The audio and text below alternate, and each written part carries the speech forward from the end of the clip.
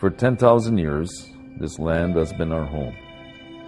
Generations have come and gone, but the teachings of our values, principles, and ways of being to our children and our youth have ensured our existence as communities, nations, and peoples.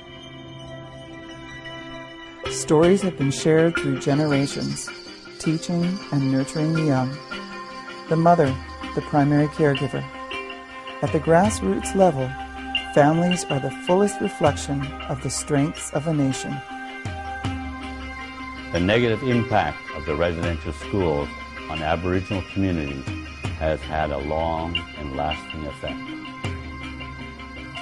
Separated from the language, culture, and practices, Aboriginal families suffered devastating losses over the past century.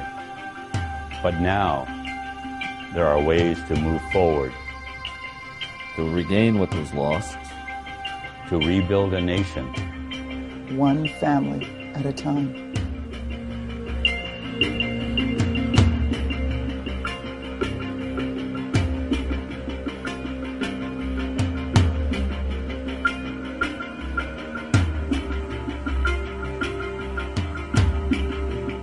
Aboriginal HIPPY is so important for Aboriginal people in Canada because when we take a look at the different programs, Aboriginal HIPPY is one of the few that starts with parents, which not only unwinds but reverses the intergenerational residential school syndrome. So instead of having children grow up with that legacy, Aboriginal HIPPY allows children to grow up with a more positive self-image because their parents are teaching them that, because they're revitalizing their own culture, their own words, and their own ways. I'm from Mistawas's First Nation, and I've grown up there all my life. Everybody knows me. The parents that I teach know me, and they trust me to come into their home and to see what I have to offer them. We travel to parents' homes and we introduce curriculum. I am currently working with 16 families, and I role play the curriculum to my parent, and then the parent teaches the child. It helped them a lot. It helped him get ready for school. It helped him learn his colors, his shapes, his hand-eye coordination, his vocal development, everything.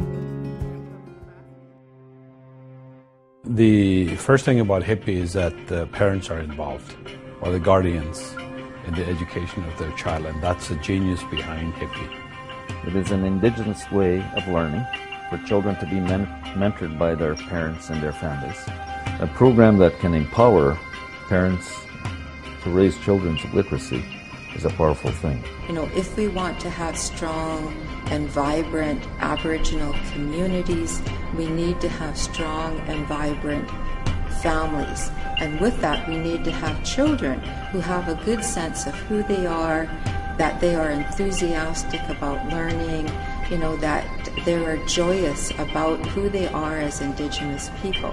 To invest in the education of the fastest growing demographics in this country will be to invest in the success of Canada as a whole. And I think it's in the long run, this is the pole that the corporate world will be looking to and drawing from down the road.